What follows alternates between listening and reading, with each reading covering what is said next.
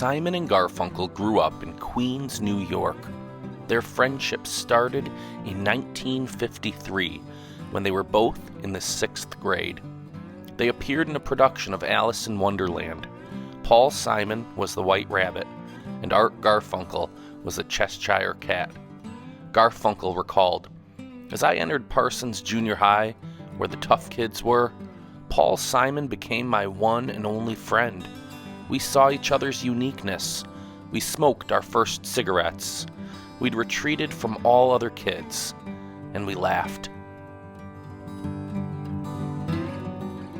That first stage appearance was followed by the duo forming a street corner doo-wop group, the Peptones, with 3 other friends, and learning to harmonize together. Inspired by the Everly Brothers, at age 16, the pair went into a Manhattan studio and recorded the song "Hey Schoolgirl." They caught the attention of Sid Prosen, who ran a small record label. He renamed them Tom and Jerry and released "Hey Schoolgirl" as a single.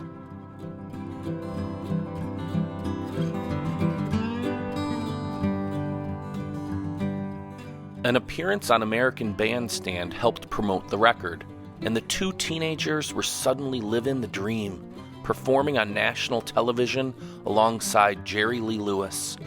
"It was an incredible thing to have happen to you in adolescence," Simon recalled to Rolling Stone. "I'd picked up the guitar because I wanted to be like Elvis Presley, and suddenly, there I was." Reaching number 49 on the charts, the record was a big enough hit for Prosen to ask Simon if he had any songs for follow-up singles. As the one that wrote and played guitar, Simon was thrilled to give him other music, even going so far as to record some solo, which he did without informing Garfunkel. That choice would lay the groundwork for decades of tension between them. Left out of the decision-making, Garfunkel felt betrayed by his friend and not valued as much as his songwriting counterpart. "He made a record without telling me," Garfunkel told The Guardian, of the reason behind the duo's original split. "That was 1956, maybe 1957. He was my best friend, and I thought friendship involved candor and telling a friend what's up, so the fact that he'd hidden a surprise that big shocked and hurt me."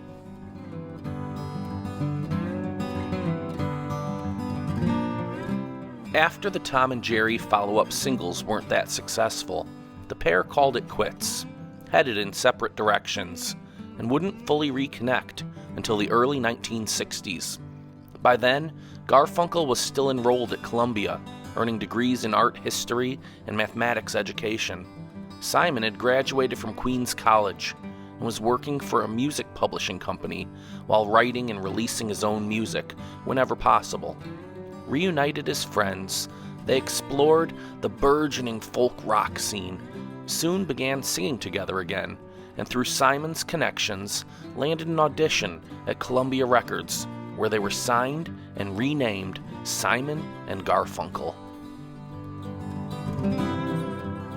Their debut album, Wednesday Morning, 3 a.m., was released in 1964, but didn't gain momentum until the single "The Sound of Silence" was later overdubbed with electric instruments and drums and charted in the United States and the United Kingdom, eventually going platinum.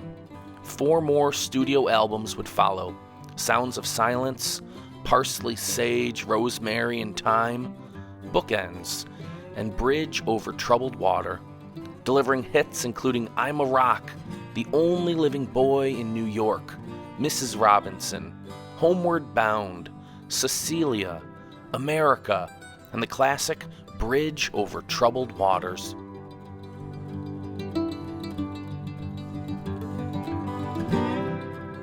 Amidst the hit records and live performances, rivalry also flourished. They both envied the other's place in the team, then manager Mort Lewis said in the biography Paul Simon, The Life by Robert Hilburn. Paul often thought the audience saw Artie as the star because he was the featured singer, and some people probably thought Artie even wrote the songs. Meanwhile, Artie knew Paul wrote the songs, and thus controlled the future of the pair. I don't think he ever got over what happened with Tom and Jerry.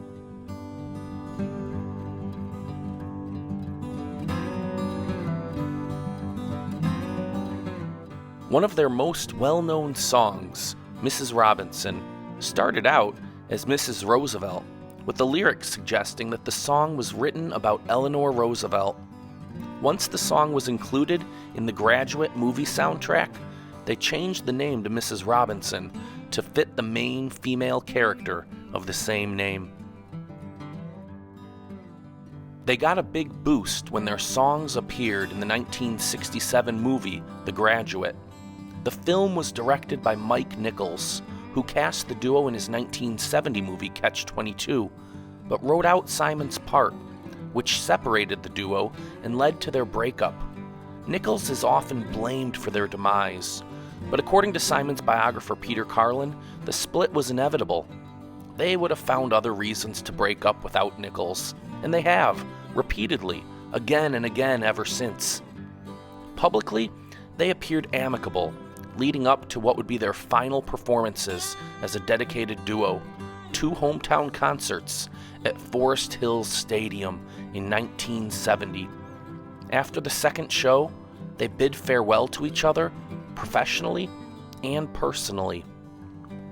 No breakup announcement was made at the time, and according to Simon, no real conversation about dissolving the act had taken place between them.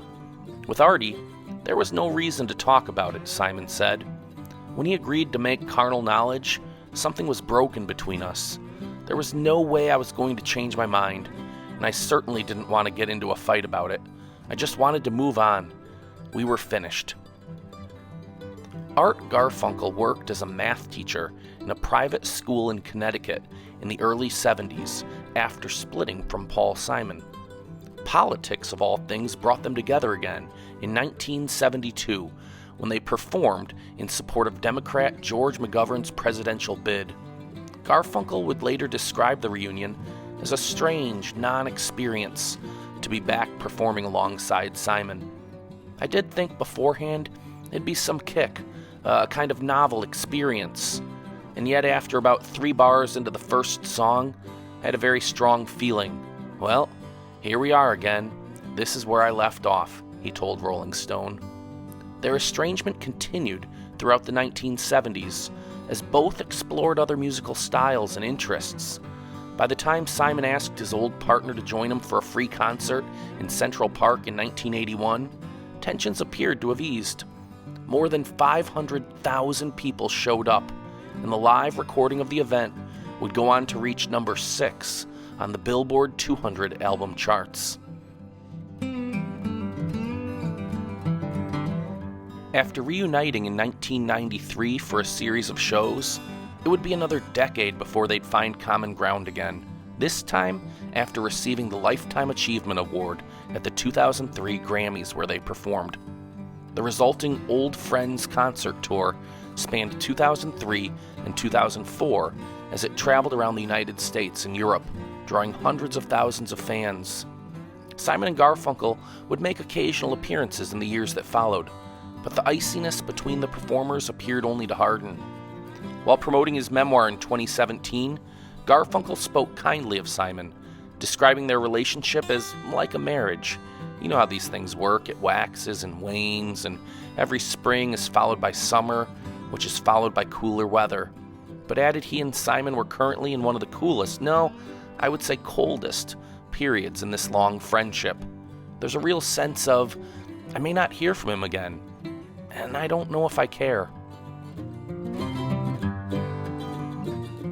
When Simon and Garfunkel were inducted into the Rock and Roll Hall of Fame in 1990, Art Garfunkel thanked Paul Simon for enriching his life. Simon responded by saying, "Arthur and I agree about almost nothing, but it's true, I have enriched his life quite a bit." After 3 songs, the duo left without speaking. When Simon was inducted into the Rock and Roll Hall of Fame as a solo artist 11 years later, he thanked Garfunkel, saying, "I regret the ending of our friendship. I hope that someday before we die, will make peace with each other." He then paused before adding, "No rush." Though their legion of fans continue to hope for one more reunion, Simon put an end to any such notion when he told NPR in 2016 that Simon and Garfunkel had already done 2 big reunions, and were done. There's nothing really much to say. You know, the music essentially stopped in 1970. I mean, quite honestly, we don't get along, so it's not like it's fun. If it was fun, I'd say okay. Sometimes we'll go out and sing old songs in harmony. That's cool. But when it's not fun, you know, and you're going to be in a tense situation, well, then I have a lot of musical areas that I like to play in, so that'll never happen again. That's that. Regardless of the personal tension between the two, there is no doubt that the music they created together was easy to listen to. Thanks for watching Jukebox Jams. If you enjoyed this video, please click to subscribe to our channel and hit the thumbs up button. Be sure to tap the notification bell so you'll be one of the first to know when we post our next story about musical legends.